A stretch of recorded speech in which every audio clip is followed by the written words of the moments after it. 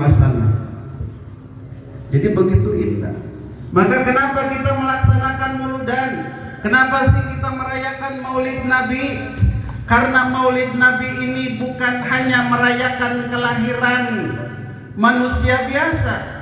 Sebagaimana kita merayakan ulang tahun anak-anak kita, merayakan ulang tahun putra-putri kita, merayakan ulang tahun istri-istri kita, merayakan ulang tahun diri kita yang mungkin penuh dengan noda dan dosa, sedangkan manusia yang mulia yang lahir kita sambut dengan biasa saja, maka alangkah terlalu.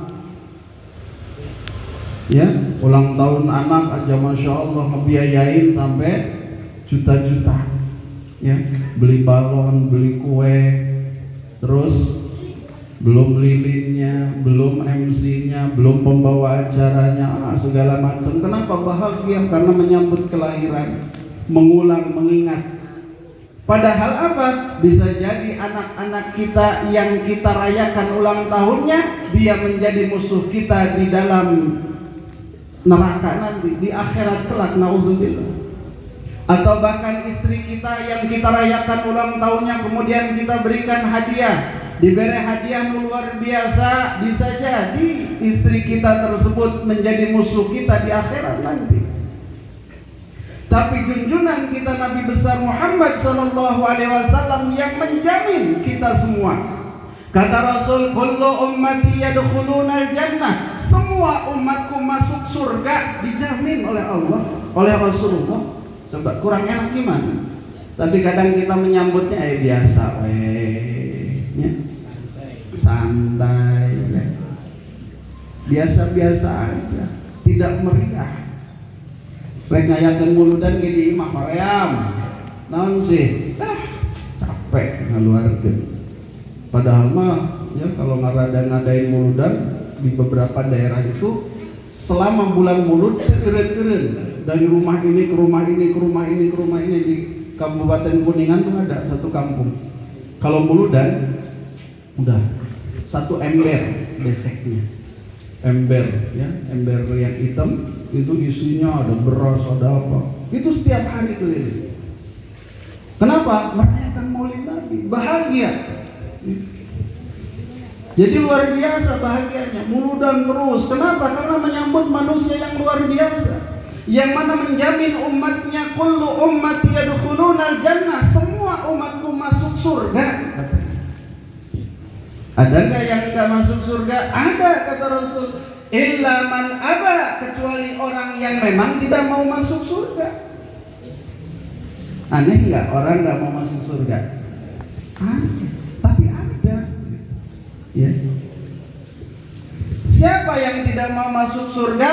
Faman ata'ani dakhalal jannah. Orang yang taat kepadaku, mengikuti perintahku, mengikuti ajaranku, maka dia adalah orang yang akan masuk surga. Faman asoni faqad aba. Orang yang tidak mau mengikutiku, yang maksiat kepadaku, maka dia adalah orang yang tidak mau masuk surga. Disuruh sholat tidak mau sholat, disuruh zakat tidak mau zakat, diperintahkan puasa lapar terus maka tidak puasa, diperintahkan haji dan memang can aya nu aya ge kadang hese rek mangkat haji teh betul karunya nyaah. Maka kita insya Allah termasuk orang-orang yang dijamin oleh Rasul masuk ke dalam surganya Allah Subhanahu.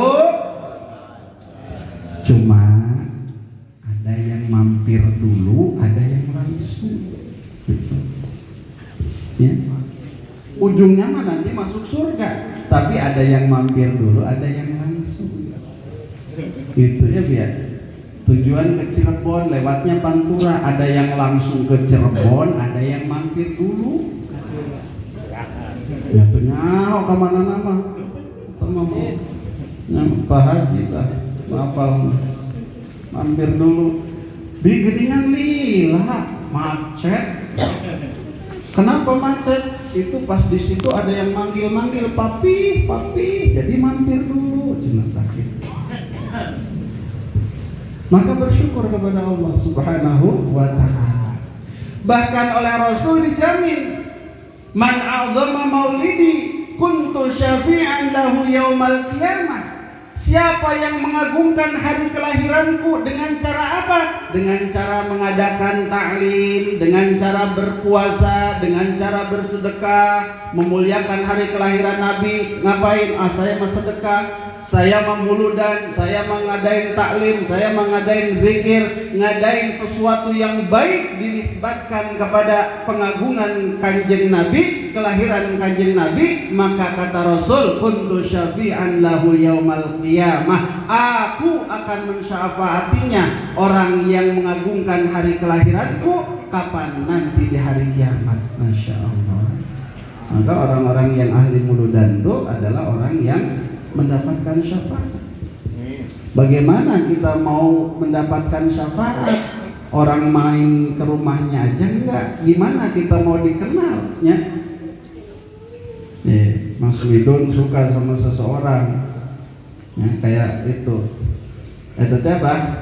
KDM resep kacikokom cenah. Ngan curhatnya tidak mengucapkan, tidak mengutarakan, teulin ka imahna. Akhirnya kumaha? Cintanya kan bertepuk sebelah tangan.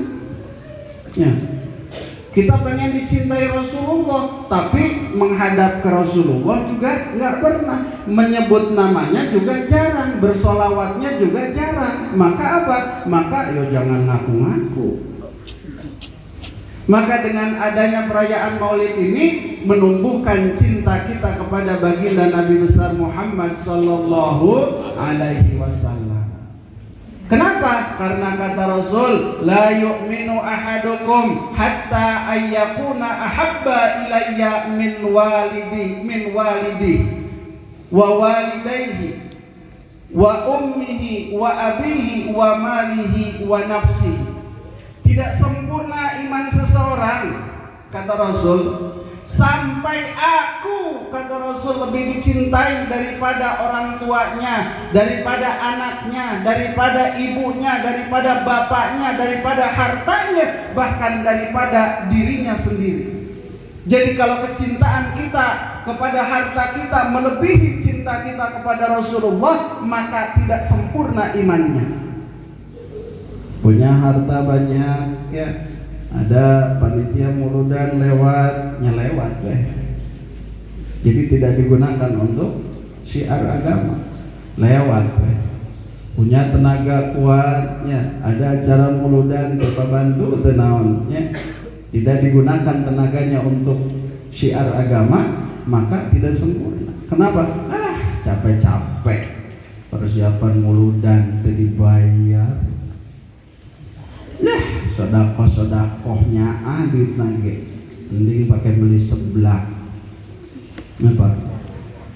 Punya ilmu, ayo Pak Ustaz mulut, nyaho diundang gue itu mah paling dia sakit tuh, nyaho banyak, terus katebak diundang kadinya mah, jadi itu pakai syiar. Milihan mana? Kadinya mah rada badak gitu. Ini mah lagi cerita Pak Tanto, ini bukan ini ya, maaf ya.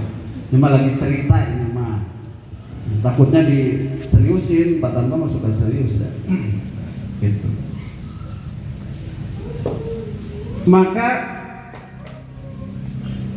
kata Ibnu Umar, man kana lahu malun falyatasaddaq bimalihi.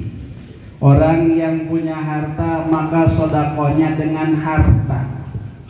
Untuk terjalinnya syiar agama, terjalinnya ukhuwah Islamiyah. Dan muludan kita pakai biaya. Pakai biaya teh. Alhamdulillah. Kira-kira lamun teu aya biaya jalan mal muludan? Moal. Da ieu teh dibere kopi ge hese diundang teh Pak. Komo teh dibere. Pengajian malam minggu dibere dahar ge hese datangna, komo teh dibere. Mahal Pak. Horeang. Pabeli jeung eta jeung anggel Pak Ustaz dari malam minggu teh. Gitu. Maka pakai biaya. Aduh saya mah nggak punya harta, faman kana lahu quwwatun falyatasaddaq biquwwatihi. Oh, saya mempunyai tenaga, punya kekuatan, maka sedekahnya dengan kekuatan. Merapihkan ini kira-kira pakai tenaga nggak, Pak? Pakai. Komong geus beres acara, kacang pabalata. Makanan kayak nonton diberi kacang. Ya. Soalnya ternyata satu Mas Midun geus beha kacang. Kacang bahaya, pokoknya sebelum habis mah ayo weh yang ngerenyem gurih tuh, pakai tenaga nyiapin acara ini, belum bawa sonnya, belum masaknya, kerupuknya harus digoreng. Nanti kalau mulai dari saya nggak ada kerupuk, nanti ini aja kata tutup ini jalan portal. Faman kana lahu ilmun, orang yang punya ilmu maka falyatasaddaq bi ilmihi, bersedekah dengan ilmunya. Maka dihibur kemarin oleh guru saya, Mang ngaji teh kieu cenah singgung kunaon ayeuna faman kana lahu malun falyatasaddaq bi malihi nya pan ustaz cenah masakna ku harta teu ku harta hukumnya. Paman kana lahu quwwatun falyatasaddaq bi quwwatihi. Ayatan nyiapkeun pengajian perlu tenaga teu? Heuh nyamangnya. Faman kana lahu ilmun falyatasaddaq bi ilmihi. Eta ustaz ngajar teh dina acara pengajian heuh nyamang. Tah urang mah menang keistimewaan kabeh diborong. Nu hadir nya nu hadir menang hadir doang. Tuh, jadi pengajian ini ada yang nyumbang enggak, Pak? Ada Bang doa hadir kajian kita nyumbang. Coba ceramah sorangan nu ieu ya Ustaz buah-buahan rada-rada ya gorokan sorangan. Insyaallah ada Pak Wahyu Banser, komandan Banser ya, ai panggung make panggung gede masuk dikawal di kiri kanan yang abang kan itu make panggung buat tadi jagaan ya. Biasa kamari mah di masjid atau buat ditungguin kiri kanan. Komandan pilih kasih komandan. Gitu. Jadi harus bahagia. Kita punya harta maka sedekah dengan harta kita. Gunakan untuk syiar agama, gunakan untuk di perjuangan Islam, gunakan untuk kebaikan yang kaitannya dengan akhirat. Punya kekuatan, punya tenaga, gunakan tenaganya, gunakan pikirannya, gunakan ilmunya. Faman kana lahu lisanun fasihatun, barang siapa yang punya lisan yang fasih, maka sedekah dengan lisannya. Jadi pada diri kita Allah memberikan kesempatan kita untuk bersedekah. Jadi tidak ada alasan untuk tidak bersedekah. Karena tidak punya harta maka dengan tenaga, karena tidak punya tenaga maka dengan ilmu. Dengan apa saja yang kita miliki sedekahkan. Kenapa? Karena kata Rasul, tidak sempurna iman seseorang yang mana dia tidak lebih mencintai Rasul daripada hartanya, daripada tenaganya, daripada anaknya, istrinya, orang tuanya, bahkan dirinya. Nah, ngaji, nah muludan anak saya Pak Ustaz, emang anaknya kenapa? Sok aya anu alasan pojok belah ditu teh yang perumahan teh. Sok alasan aya. Naon setengah ngaji?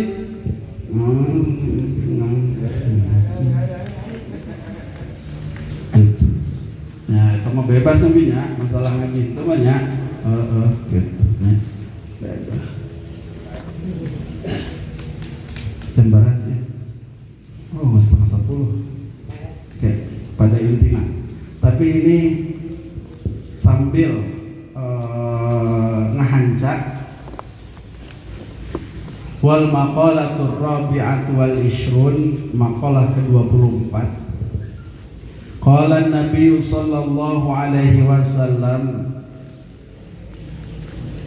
Nabi sallallahu alaihi wasallam bersabda. Nanti kita perhatikan sama-sama, benar nggak nih yang disampaikan? Aslu jami'il khotoya hubbud dunya. Pokok dari setiap masalah biang dari setiap kesalahan itu adalah hubbud dunia, terlalu cinta dunia. Benar nggak Pak? Kenapa kemarin sampai chaos ya, di setiap provinsi, di setiap kabupaten, bahkan di Nepal istri Perdana Menteri dibakar, istrinya dibakar. Kenapa? Karena yang di sananya terlalu hubbud dunia. Jadi resep ningali rakyatnya sengsara. Jadi aslu jami'il khotoya hubbud dunia, terlalu cinta dunia, serakah terhadap dunia. Oh itu mah berarti pejabat unggul cuma beunghar unggul. Tidak, bahkan orang miskin pun banyak yang hubbud dunia Pak. Oh nggak percaya, ayo beunghar hubbud dunia mah wajar, dan naon budak-budak dunia. Ieu mah miskin hubbud dunia kumaha aneh Pak Ustaz mah. Banyak. Karena membela 120.000 sehari atau sebedung kuli bangunan, ngorbanin sholat duhur, ngorbanin sholat asar, ngorbanin sholat subuh, ngorbanin sholat maghrib, ngorbanin ibadah, itu hubbud dunia. Gitu. Ya? Ya sting kurang yo, kumaha? Masa ke sholat mah dijikeun we, dijikeun jeung naon? Ya, dihijikun, tapi karyawan sendiri dia malah alhamdulillah waktu sholat mah sholat di musola, sholat di musola. Hubbud dunia, cinta dunia. Banyak orang-orang demi 100.000, 20.000 ngarongsok kaditu kadieu ninggalin sholat. Itu adalah orang yang terlalu cinta dunia. Maka biang daripada kerusakan, biang daripada kesalahan adalah cinta dunia. Nah, temenang boga dunia harus. Muslim itu harus kaya. Kenapa? Karena syiar itu harus berjalan. Terus jangan hubbud dunia, jangan terlalu cinta dunia. Memiliki harta, maka sedekahkan untuk perjuangan Islam. Wahia, kata Syekh Nawawi, mazada anil hajati. Dunia itu adalah perkara yang terus bertambah dengan kaitannya kebutuhan kehidupan. Jadi rela meninggalkan kewajiban demi terpenuhinya dunia. Kemudian yang kedua, wa aslu jami'il fitan, dan biang daripada setiap fitnah itu adalah man'u usyri waz zakah, adalah mencegah atau tidak membayar zakat. Ya. Jadi setiap fitnah itu, pokok dari setiap fitnah itu karena tidak membayar zakat. Maka zakat itu ada yang wajib, ada yang sunnah. Zakat yang wajib itu adalah 2,5% atau 10%. Zakat yang sunnah itu apa sih? Infak dan sedekah. Jadi bagaimana? Yaitu tadi harus bersedekah. Untuk apa? Terciptanya kehidupan yang berkah. Itu bapak-bapak sekalian. Jadi apa sih ngadain acara muludan, di sana muludan, di sini muludan, terus selama bulan mulud, pengajian muludan? Hikmahnya apa? Hikmahnya itu paling tidak ada 3. Di antara hikmah-hikmah yang banyak. Yang pertama adalah menumbuhkan kecintaan kita kepada baginda Nabi besar Muhammad SAW. Sehingga kita tahu perjuangan Rasulullah, sehingga kita tahu hakikat diri kita, sehingga kita tahu kenapa kita ada di alam dunia ini, semua karena baginda Nabi besar Muhammad SAW. Oh, orang tua kita menyayangi kita, istri kita menyayangi kita, anak kita menyayangi kita, tapi sayangnya, cintanya tidak melebihi cintanya Rasulullah kepada kita. Bahkan dalam waktu ketika Rasulullah hendak wafat, hendak menghembuskan nafas terakhir, datanglah 2 malaikat Malaikat Israel dengan pembantunya datang dengan malaikat Jibril mendatangi Rasulullah, dan Rasul tahu bahwa beliau akan wafat, akan dicabut, tapi Rasul minta ditahan dulu. Ini menyalahi aturan. Rasul minta jangan dulu. Kenapa? Apakah Rasul takut? Tidak. Kalau masuk hidup, malaikat jangan dulu, bentar, jangan cabut sekarang. Kenapa sih? Saya belum nambah istri, baru satu. Coba, kalau masuk hidup maka situ ya mas. Tapi ketika Rasul hendak dicabut nyawanya, minta penangguhan kepada malaikat, sampaikan kepada Allah, minta ditangguhkan. Kenapa? Bukan karena khawatir dengan istrinya Sayyidah Aisyah, bukan karena khawatir dengan sahabatnya Abu Bakar, Umar, Utsman dan Ali, bukan takut hartanya, bukan, tapi karena apa? Bagaimana nasib umatku sepeninggalku. Jadi kalau kita mengaku sebagai umatnya Nabi, maka kita ini dikhawatirkan oleh Rasulullah ketika beliau hendak dicabut nyawanya. Ketika beliau hendak wafat, beliau memikirkan kita pusing 7 keliling. Bagaimana nanti umatku ketika sudah aku tinggalkan? Masya Allah. Yang mana orang tua kita mungkin belum pernah, kalau begitu mau meninggal, ini awas ya, itu tanah yang di sono sama yang di sini, terus yang di lapang boleh itu jangan dijual ya. Kenapa mah tanah orang? Ributnya ke situ. Tapi Rasul memikirkan itu. Akhirnya malaikat Jibril dengan malaikat Israel naik ke langit menyampaikan kepada Allah. Kemudian dapat berita, tenang, umatmu akan aman. Oh, baru Rasulullah tersenyum, silakan.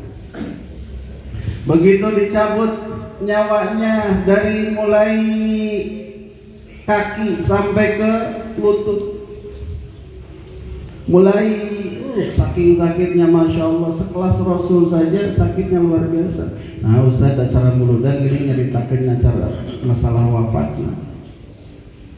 Ini kenapa Rasul dilahirkan? Apa sih pesannya? As-salat. As-salat. Salat. Bukan berpesan, nyari uang yang banyak, bukan. Kumpulkan harta, bukan. As-salat, kata Rasulullah. Seakan-akan Rasul itu memberikan pesan kepada kita, hei sunita, jangan lupa sholat. Enggak apa-apa hidup melarat, yang penting sholat. Enggak apa-apa hidup banyak harta, yang penting sholat. Enggak apa-apa kondisimu dihina ataupun mulia, tetap sholat. Saking luar biasanya. Terus ditarik naik lagi ke pusar, as-sholat.